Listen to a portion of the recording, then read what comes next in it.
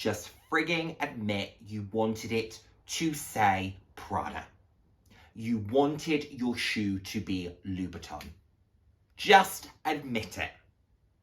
And instead you get this long list of waffle.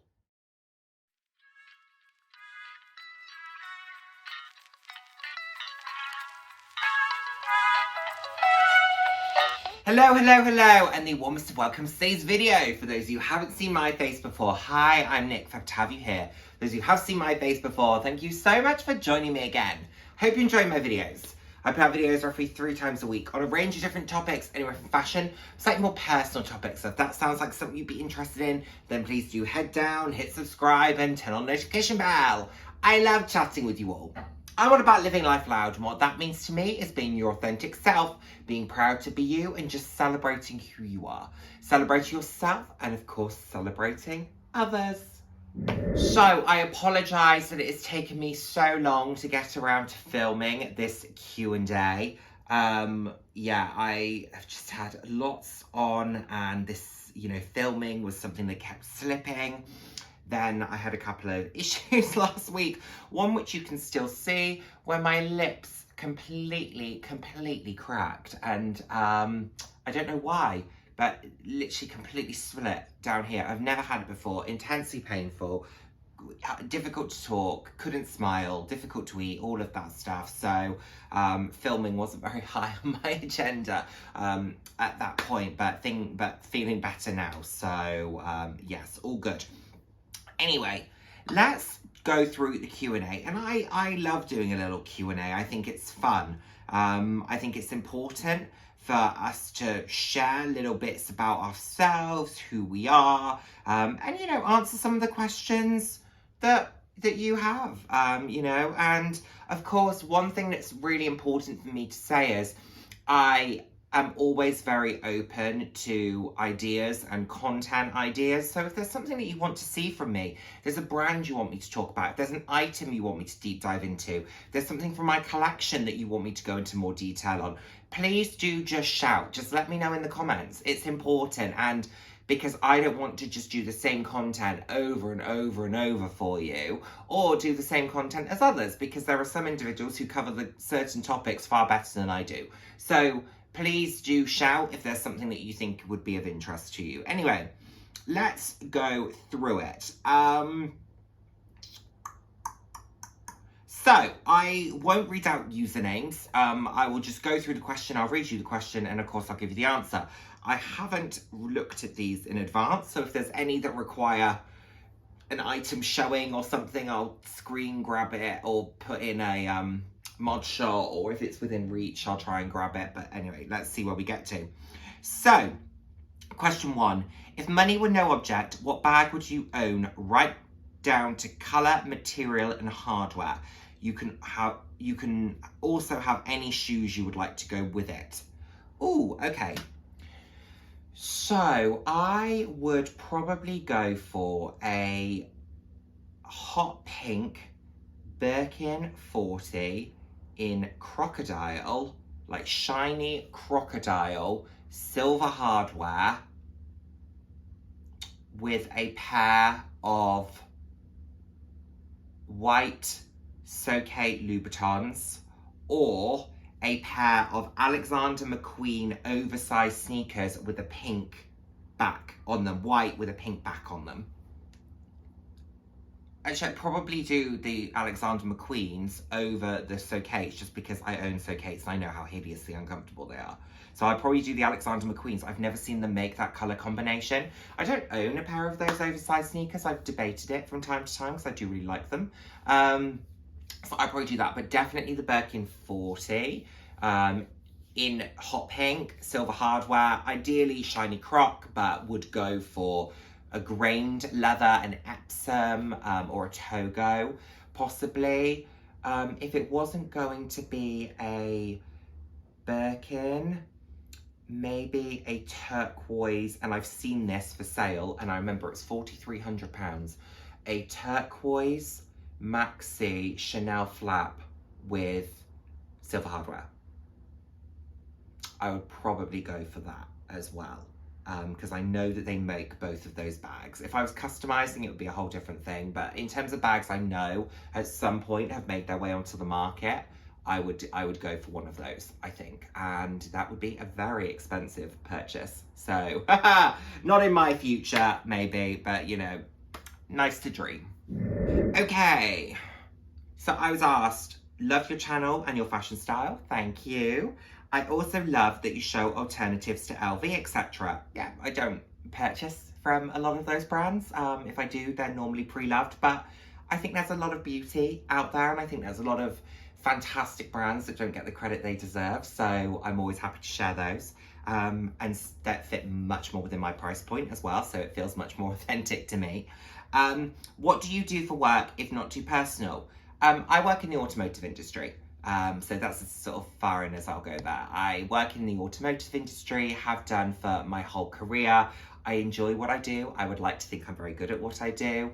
And yeah, enjoying it very much. So yeah, work in the automotive industry. Okay. Hi Nick, love your channel and how you're breaking down boundaries too. Thank you. I'm at a view that with bags, especially fashion houses, need to stop the whole men-women thing. I don't think bags should be gender specific. So my question is, do you still get negative comments and opinions when you carry bags or wear heels? And if so, how do you deal with them? Yes, I do get negative comments. Of course, I am of the belief everyone's entitled to an opinion. It's absolutely, in terms of how I process the opinion, that's then what makes the difference, I think. Look, if someone has something that they would like to share, they are more than welcome to do so. I appreciate that my style won't be for everyone, but I'm also not trying to impose my style on others. I'm not telling other people, this is how you should dress, this is what you should wear, you should wear heels, you should carry a bag.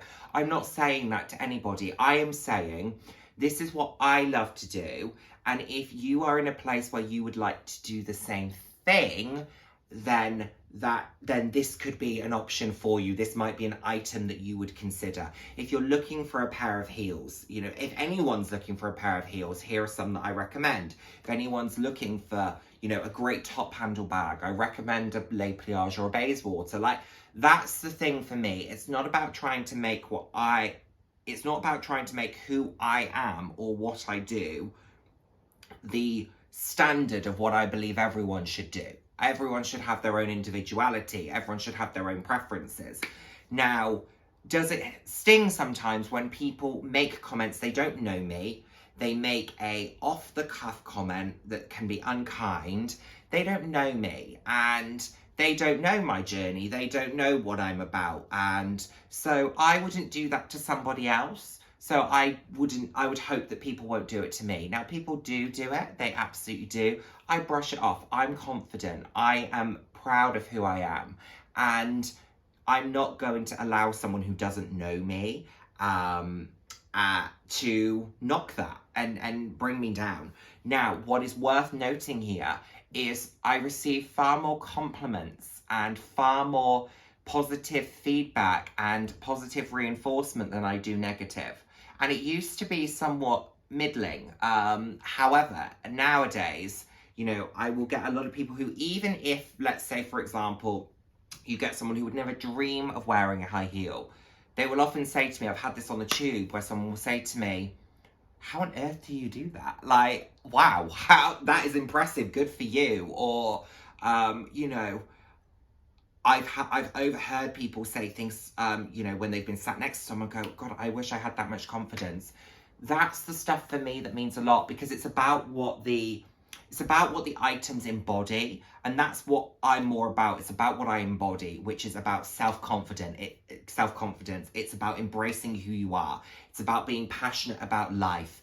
It's about celebrating yourself, your individuality, and that for me can be done through anything. That doesn't have to be because of bags and high heels and faux fur jackets.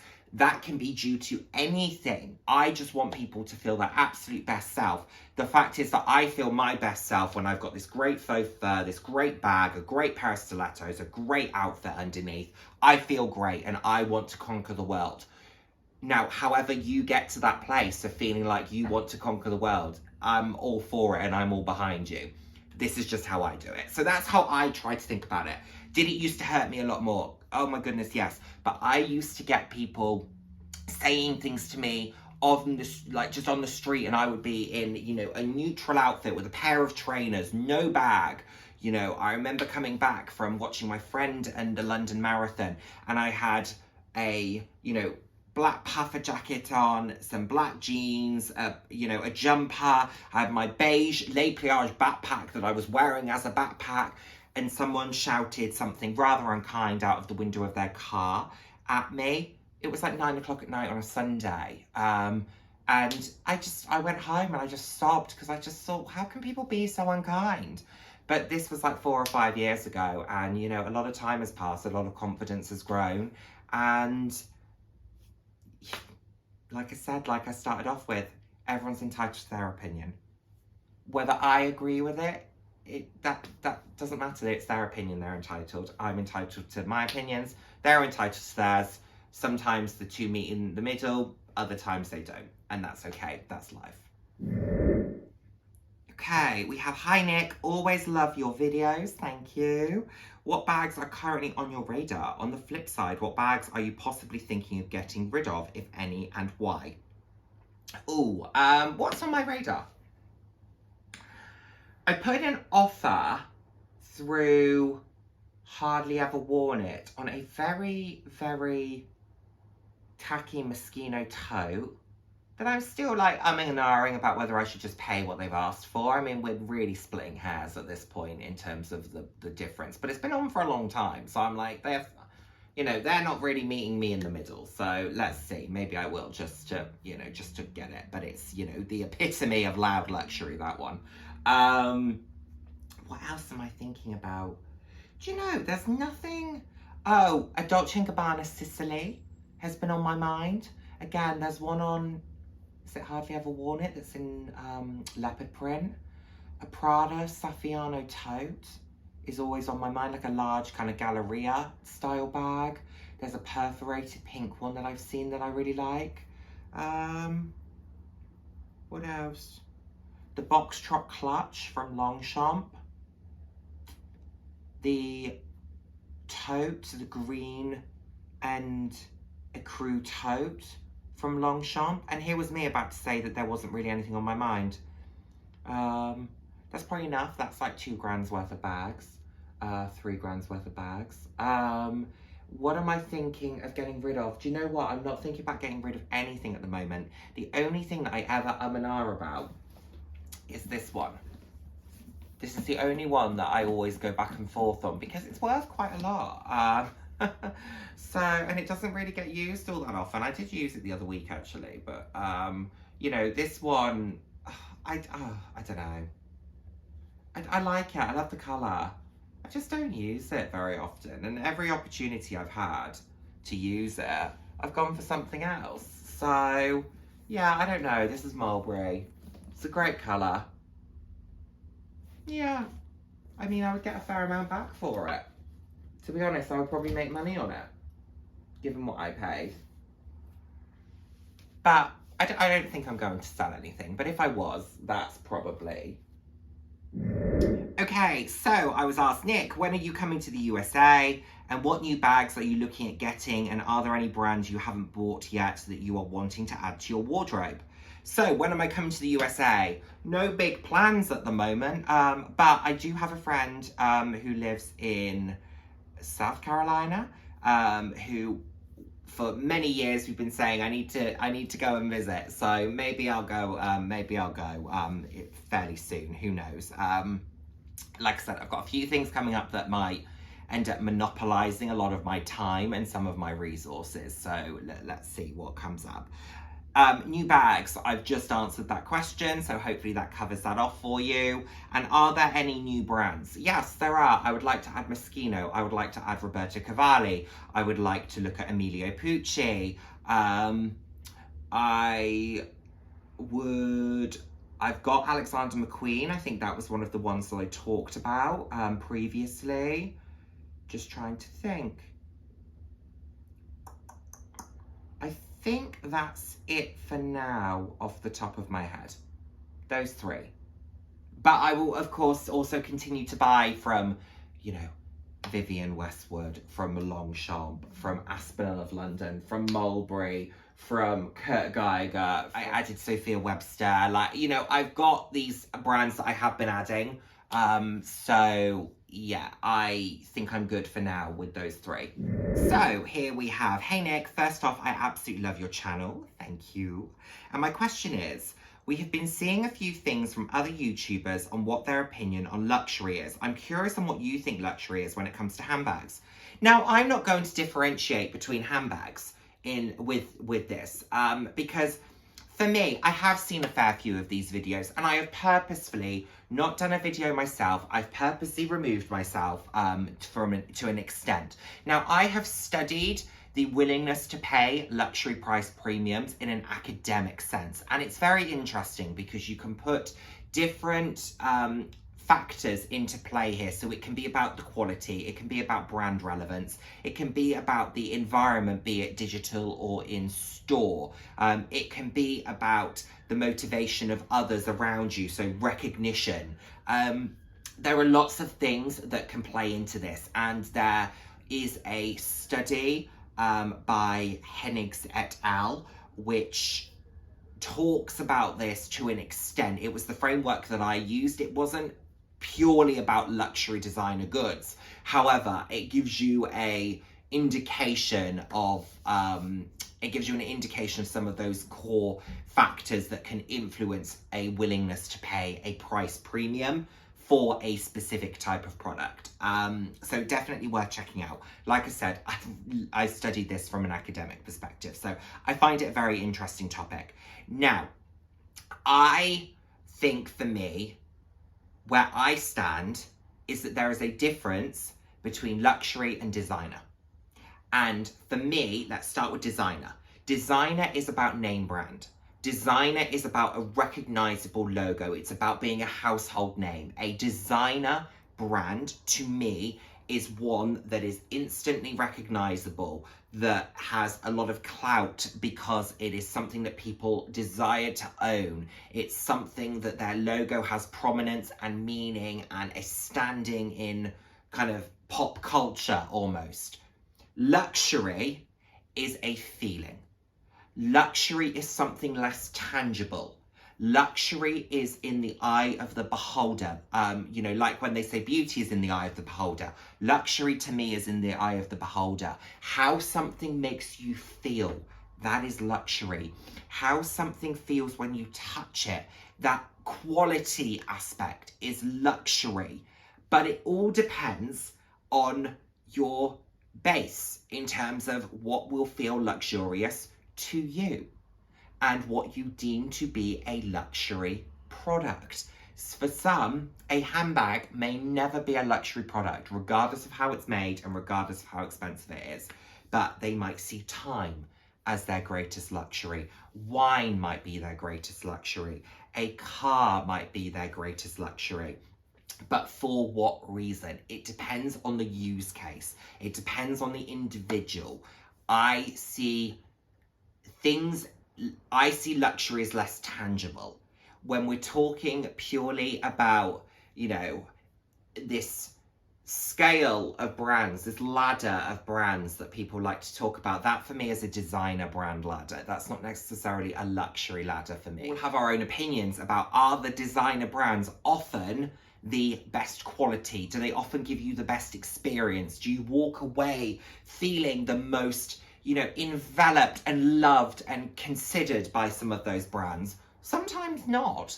So I think luxury is less tangible. I think what people dance around the point of is that they, in a lot of instances, want the brand name. And that's okay. I am someone who has admitted that on my channel. I can often buy what I have got for a lot less, probably in better quality, if I was to go to a independent individual who made leather goods. I'm sure they could make me a beautiful, stunning, gorgeous product that is as good for half the price, a third of the price, a quarter of the price.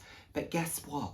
I often want my product to say Longchamp, Mulberry, Karl Lagerfeld, Kurt Geiger. You know, let's just admit it. I watch a lot of videos and some admit it, others don't. A lot of people dance around that fact. Just frigging admit the fact that you want it to have the brand name associated with it, whether it's in monogram or whether you just know you bought it from the store. That has a value to it. There's nothing wrong with it. That's how these brands build their businesses, off of a desirability. But that's about designer brand names, because the luxury factor can be gotten through other measures, and I think it's less tangible. Luxury to me is more about the quality, and it's more about how something makes you feel. The name brand element, that's the designer brand ladder. So, like,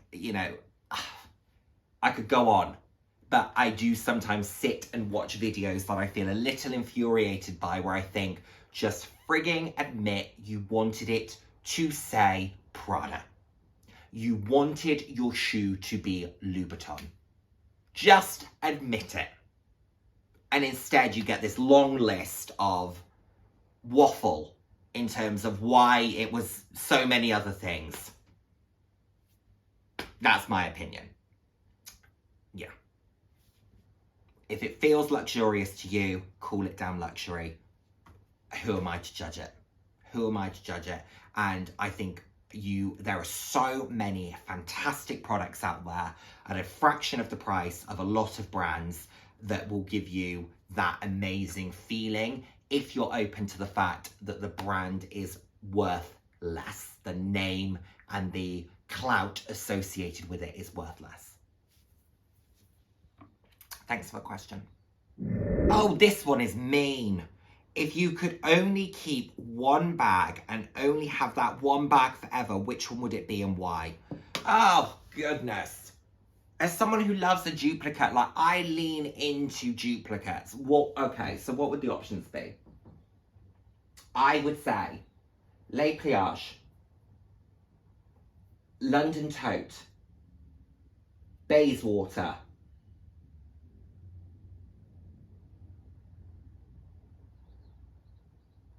double XL flap. It's a great bag. In the right version, could last you forever.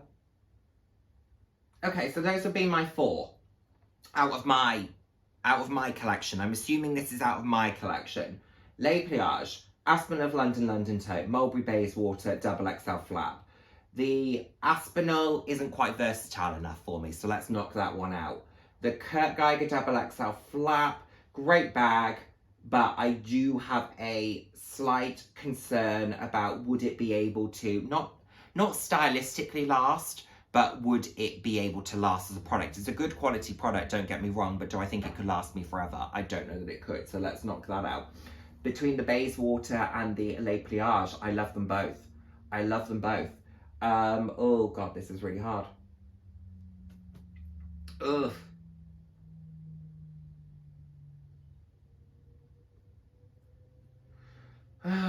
Like for like, because I've got so many different versions of them. That's the issue, isn't it? Like my Bayswaters, I've got tiger print, I've got leopard print, I've got antique pink, I've got mock croc. I'm going to have to stay true to the brand I started this channel with, Longchamp. I'm going to go for the Longchamp Les Pliages medium top handle. I've often said I think it's the bag that can do it all, and I think it's the bag that, can satisfy almost any occasion. I think it's great for the price point. I think it's the best bag money can buy. I'm going for the Longchamp medium top handle. Do I have the right version to last me forever? I don't know that I do. What I would actually probably do is... I love my Living Life Loud one, but I don't know if that would stand me in good stead forever. I would probably do black nylon with the white leather, and maybe a pink button, and maybe a pink logo. That would probably be my forever, if I could do that. I was asked, hey Nick, I know it's been a while now, but how is your new job going? And do they know about your obsession with fashion? So I started a new job in November 2022. It is going very well. I love it. Do they know about my obsession with fashion? Absolutely they do, because I don't get out very often, and work is somewhere I dress for work. I will often post outfits of the day. Check out my Instagram, whichever side it goes on. I will often post outfits of the day, and I love it. I love to look my best and feel my best. If I feel crappy, I'm having a crappy day. You will rarely catch me in, I wouldn't go to work in a hoodie, for example. It's just not what I would do. I like to dress up. I like to feel my best. I love to put on a great blazer. I love to wear bright colors. I love to pair my bag, and I love to have my great shoes. And, that's who I am. And I will never shy away from wearing a designer product in the workplace. I work hard for my money. I love to spend my money on these products. I'm certainly not going to shy away from that. Everyone has their thing. And for me, fashion has always been mine. I always think it's important to me to look my best. I want to look my best, feel my best. And yeah, I don't sit and talk about fashion a huge amount, just because I don't think it's I don't think it's of the interest of my colleagues. We talk about other things. But occasionally someone will say, Nick, where's your bag from? Nick, where's your shoe from? But on the whole, we don't really chat about it. But what I do love is that I will often walk into the office and get Nick, I love your outfit today. Nick, that bag is great. It's not so much about the where is it from, what is it? It's more about the high impact outfit. I will wear faux fur into the office. I will wear, like I said, leopard print bag. I will wear a great pair of shoes. I have no issue doing so. And it's who I am. I'm not going to differentiate who I am in my personal and professional life. It's how I've got to where I am today. And I've worked very hard to get to where I am today. And I'm very proud of who I am. I'm not going to temper that. I spent years doing that. And in the past 3 or 4 years, I've decided that was absolutely not something I was interested in doing going forward. So they know all about it. They fully embrace me. They fully support me. We have a fantastic, working environment where we can just laugh and, be who we are as individuals. And I love that. I think it's really important. Now, I can't see how long we've been running, but let's keep going. I've got 7 more questions, so let's keep going. And if it feels too long, maybe I'll do a cut, but I might also be able to cut some waffle out of my previous responses. So I was asked, what are some of your favorite fragrances? I don't buy, those high-end name brand fragrances in quite the same way. I love Bleu de Chanel, I love Lacoste Red, I love Jupe Go, Davidoff Cool Water. I still wear the same fragrances that I wore when I was 20 years old, when I was 18 years old. I have a bottle of CK1 in my medicine cabinet, which was what I used to wear when I worked in the nightclub, because it was a 200ml bottle for 30 quid, and probably every 30 minutes I would be respraying because of how much I was walking around doing what I was doing.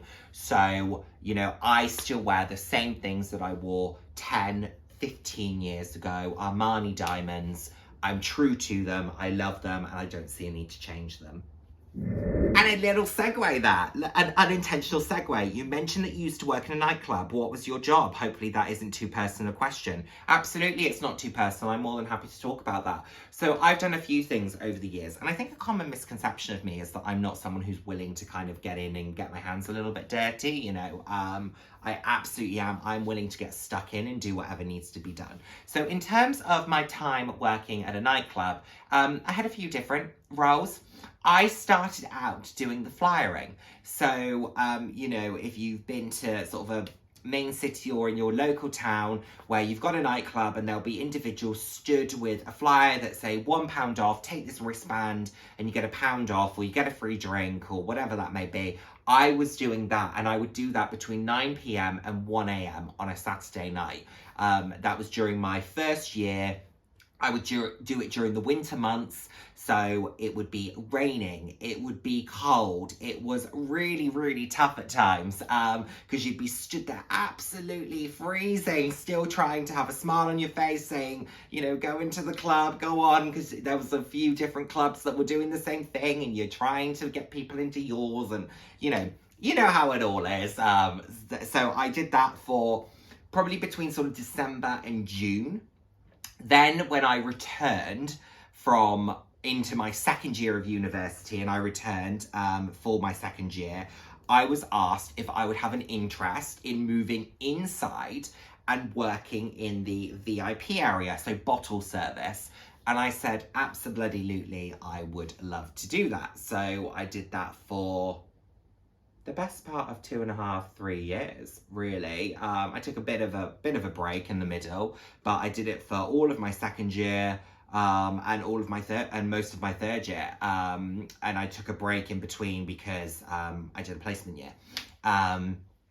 So I wasn't studying at my university for that year.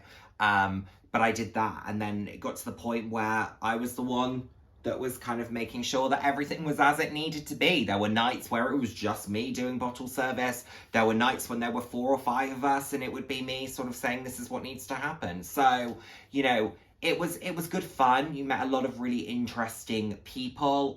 It was hard work, don't get me wrong. And you were having to turn things over, and you were having to, in some instances, negotiate with individuals who were slightly inebriated, and you needed to somehow find a common ground. They weren't happy about something, or something had happened, or they'd done something, and you were trying to have a conversation, a bit of a negotiation. And you know, it wasn't always easy, but I enjoyed it. I did it for a number of years. I learned a lot.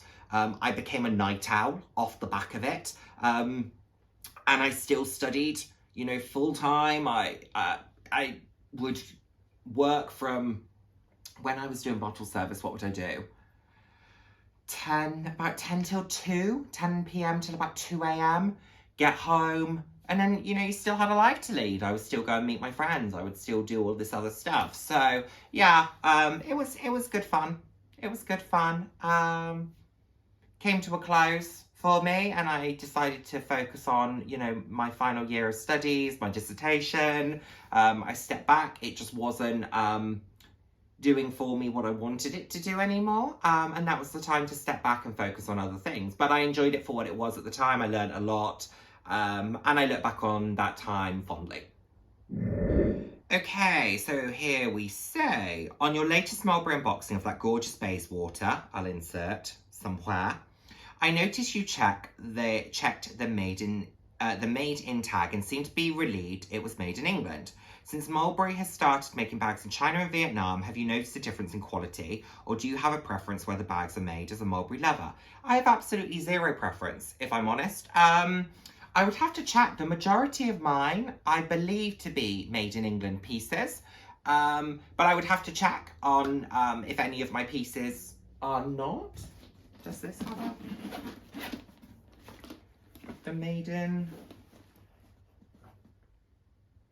Okay, so this one's a made in Vietnam. It's very well made. I have no preference. I have no preference. If I'm honest, the reason I checked the tag is because it's something that I know a lot of people are passionate about, where if they buy a Louis Vuitton, they like it to be a made in France piece. If you buy a Fendi piece, a made in Italy. There's something about correlating where it's made to the origin of the brand. The important thing for me is that the piece is still good quality, and that wherever it is made, whomever is employed by that organisation is treated fairly, paid well for the work that they are doing. That is the most important thing for me. That, you know, I would be incredibly, incredibly disappointed if there was a brand that moved their manufacturing and then wasn't fair in what they were doing with their employees. That for me would be the big no-no. In terms of the quality, I have noticed no difference. I don't check, if I'm honest. I happen to check on that video. I think it's very rare in an unboxing for me to even check where a bag is made. That just happened to notice that it was a made in England, and out of curiosity I checked.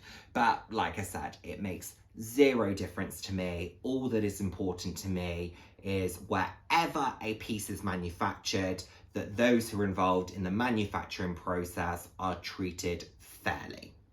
That is all that matters to me, wherever it is made. Okay, I have just bought my first Longchamp bag. Where do you get your handle scarves from, please? Thank you. A mixture of places. So I do own Longchamp handle scarves, twillies, mitzers, bandos. I can't remember what they're called. At Longchamp, I think they're just called scarves. So I buy them from Longchamp. I own Mulberry ones. I also buy them from Etsy. I bought them on eBay as well, sort of a professional seller on eBay. So just non-branded ones where I want to match the colour of the scarf to the bag or a contrast or whatever that might look like. So I've got a few. I was always someone who said I would never spend the money on the high-end ones, and then I spent £85 on a Mulberry one. Oh.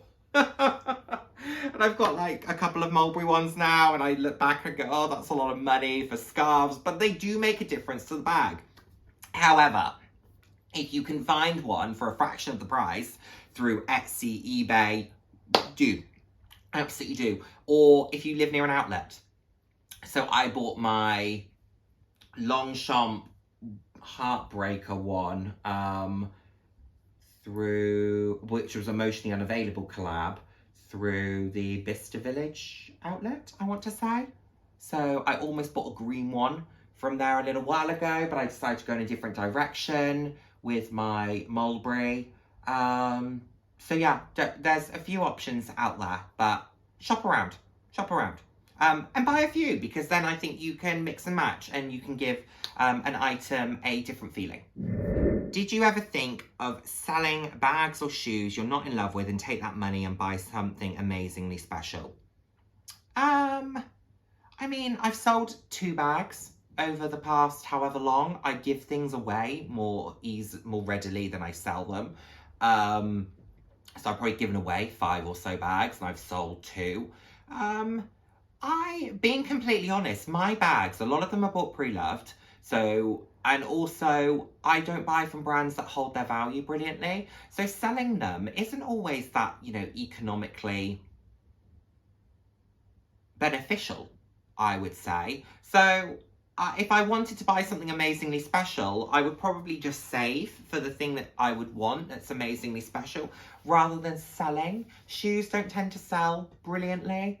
And again, I have very niche taste. So I benefit in the purchase process because I managed to buy things on sale, in outlet or pre-loved at really great prices because my style is a little bit more niche. So I don't buy classics, and that benefits me in that process, but then it would also hinder me in the selling process.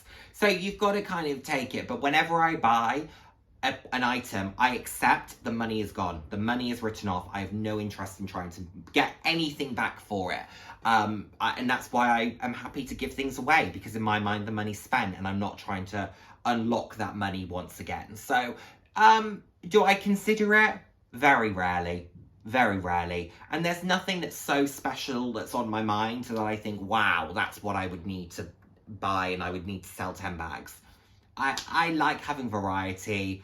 I like owning my pieces without worry, because it also means that I use them with abandon and I'm not thinking about, oh, if I scratch that, will I need to, knock £100 off the price if I come to sell it? I don't like thinking like that. So for me, no, I'm not looking to sell, and not with the intention of buying something special. I would sooner save.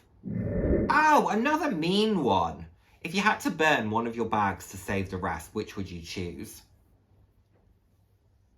I mean, there's some easy ones, like those, and touch wood, God, this doesn't happen, oh my word. But my, Longchamp Les Pliage travel bags from the original collection, those would go. But if it was something that I actually liked,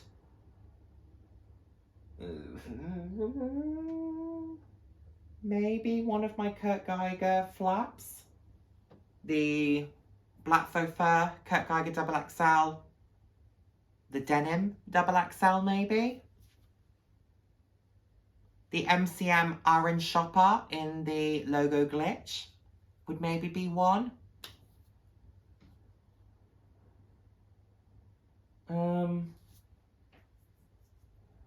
My Celine Doctor bag, potentially. Not in front of the others, but if I had to do a few. just because it's less my style and it doesn't get a huge amount of use. Yeah, maybe those, but like I said, please don't allow that to happen. You know, touch everything of wood around here. Yeah, probably those. Maybe, you know, if it was, you know, it had to be something that I love, then maybe like a lait pliage. Maybe like my yellow lait pliage. Ugh. That's hard. That's really hard. But yeah, there you go. There would be a few that would go. Some of these clutches as well. I'm sat looking there. Osprey clutch, Lagerfeld clutch. Some of those. I've got a collection of two halves. I've got some things like I've got about 20 pieces I absolutely love, and I've got about 15 or so that I'm quite indifferent about. And those are the ones that you're probably thinking, well, Nick, maybe you should sell them. I like variety. I use them every so often. And I didn't spend a fortune, so indifference to me is okay when it comes to these pieces. And last but by no means least, what do you think of the new Puffy Bayswater, Puffy Lily and Puffy Alexa? I know you didn't love the softie. Yes, Nick Snell the hypocrite did not love the softie and then went and bought a softie. Softie clutch, which by the way, I love. However, I really don't like the new Puffy Bayswater, Alexa. The Lily is okay. It's okay. Great. My Alexa. Yeah, the Lily is okay. The Bayswater I really, really dislike. I don't think it works. I know what they're trying to do, but it does to me just look like someone's got a foot pump and just, you know, pumped it up. It's such a beautiful bag that I don't like it when they mess with it, because it's such a gorgeous bag and I own 5 of them. You know, I feel equipped to say that. So I wish they would just leave that one alone. If they were going to try and modernize it, I think they could do it in other ways, but I don't think it needs to be modernized. Just bring out a different style. I wish that they didn't get rid of the belted Bayswater. I wish they didn't get rid of the zipped Bayswater. They will have had a reason. I'm assuming it's because they didn't sell brilliantly, but they had a lot of great features. I loved how angular the zipped Bayswater was. They do it in smaller sizes, but not in the bigger sizes. You know, it came with a shoulder strap, and so did the belted, and so they had these great pieces, which I think they probably could have lent into a little bit more for trend. I wish that they wouldn't try and jump on trends with their classics. I think they should just leave them alone. Or they shouldn't have discontinued the softie, and they should have just reinvented the softie as a top handle in some capacity. I don't think they needed to combine the two. However, am I enjoying my softie clutch? I absolutely am. Do I stand by what I said in the video where I didn't love the hardware on the softie? Yes, I've taken the hardware off of mine. And do I stand by what I said about the big softie? Yes, I still think it's hideous. And I see them come up on the pre-love market. I see them come up in the outlets. And I still think it's absolutely ghastly. So there we have that. I'm not a lover of the padded, puffy Bayswater, the new kind of mulberry look for that particular bag. Don't love it. Leave it alone. It's a gorgeous bag as it is. So there we have it, everyone. That is my video. Thank you so much, as always, for watching. This was a long one, but hopefully it was fun, and hopefully you got a little bit of insight. So thank you so much, as always, for watching. I look forward to seeing my next one. Take care, everyone. Bye now.